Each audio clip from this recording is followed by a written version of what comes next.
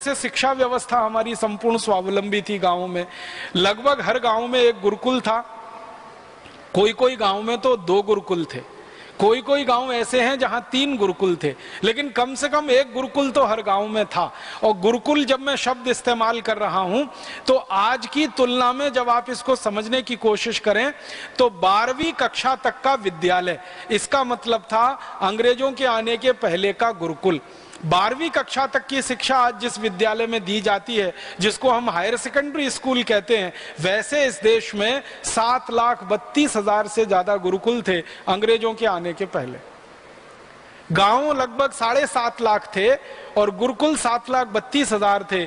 माने एक आध कोई गांव को छोड़ दिया जाए तो हर गांव में गुरुकुल थे।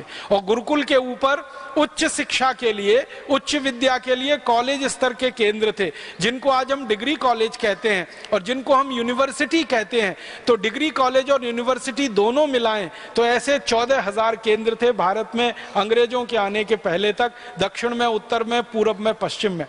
और जिसको आज हम साक्षरता की दर कहते हैं ना, ये साक्षरता की दर 97% थी पूरे भारत में, जो आज आजादी के 60 साल के बाद, 63 साल के बाद सिर्फ 50% है। अंग्रेजों के पहले साक्षरता 97% थी। अद्भुत शिक्षा व्यवस्था थी। एक आध ही गांव में कोई मिलता था जिसको पढ़ना लिखना नहीं आता हो, सबको पढ़ना लिखना आता था। जो अंग्रेज आए हैं इस देश में, वो अपने देश से हमारी तुलना करते हैं इतिहास की किताबों में।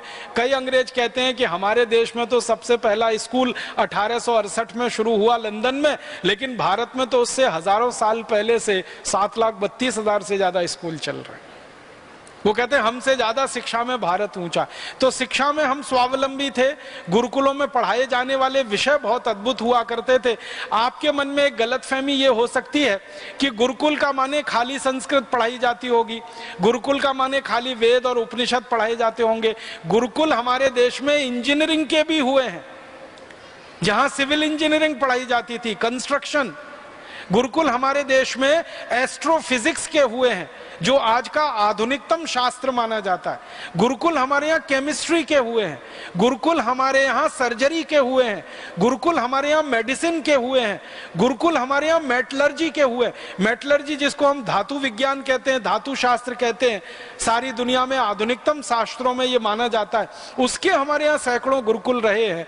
तो 18 से ज्यादा विषय पढ़ाए जाने वाले गुरुकुल थे और हर गुरुकुल में संस्कृत, वेद और उपनिषद ये अनिवार्य था। इसलिए वेद सबको मालूम था, उपनिषद सबको आते थे और वेद के अलावा जो दूसरे शास्त्र हैं उनका भी ज्ञान सबको होता था। उसके साथ में एस्ट्रोफिजिक्स आती थी, एस्ट्रोनॉमी आती थी, मेटलर्जी आती थी। ये सब आधुनिकतम विद्याएं हमारे गुरुकुलों में पढ़ाई जाती रही।